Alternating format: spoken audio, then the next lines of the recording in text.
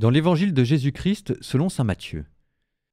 En ce temps-là, Jésus se mit de nouveau à parler aux grands prêtres, aux anciens du peuple, et il leur dit en parabole. Le royaume des cieux est comparable à un roi qui célébra les noces de son fils.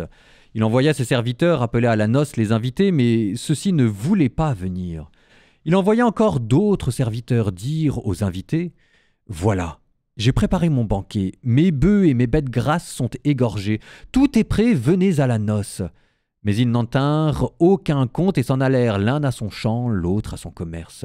Les autres empoignèrent les serviteurs, les maltraitèrent et les tuèrent. Le roi se mit en colère, il envoya ses troupes et fit périr les meurtriers, et incendia leur ville. Alors il dit à ses serviteurs, « Le repas des noces est prêt, mais les invités n'en étaient pas dignes.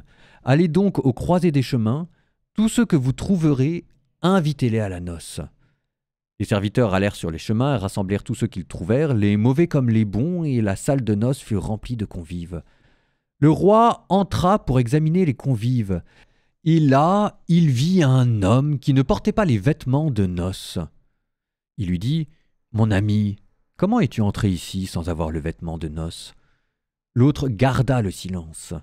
Alors le roi dit à ses serviteurs « Jetez-le pieds et poings liés dans les ténèbres du dehors.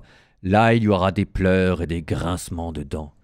Car beaucoup sont appelés, mais peu sont élus. »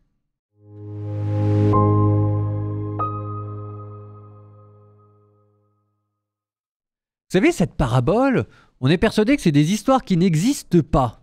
Même si je me regarde bien, le fils prodigue, des enfants qui partent et dilapident l'héritage dans la débauche, ça a quand même bien existé, hein. Et puis des mutineries dans l'espace professionnel pour revendiquer sur qui est payé et comment il est payé, ça aussi, ça existe.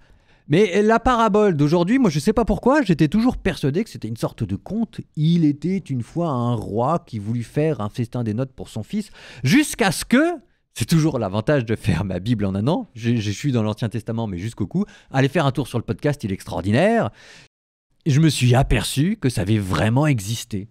Il y avait vraiment un roi, le roi Ézéchias, qui avait voulu inviter tout son royaume à célébrer la Pâque à Jérusalem et qui avait envoyé des scribes, des prêtres à travers tout le pays, non seulement à travers tout le pays de Juda, mais aussi dans le royaume du Nord, auprès des gens impurs.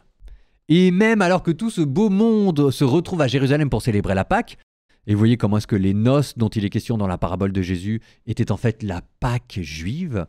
Bon bref, tout ce beau monde qui arrive à Jérusalem n'était pas très bien au courant des règles de pureté et d'ablution, donc il y a des gens qui ne respectent pas bien les rites, et vous voyez Ézéchias prier pour implorer le pardon pour ces hommes-là qui de bonne foi, de bonne volonté sont venus dans les noces sans savoir très bien comment s'y prendre. Alors évidemment, ça poserait la question de savoir ici pourquoi est-ce que Dieu s'énerve et les met dehors. C'est parce qu'il y a pureté et pureté, hein.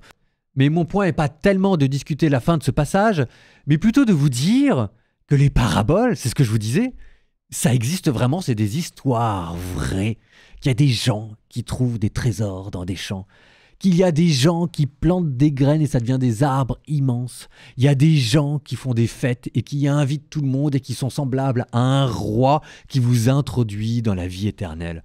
Moi, ce que je vous dis, c'est plongez dans l'évangile et faites de votre vie une parabole vivante.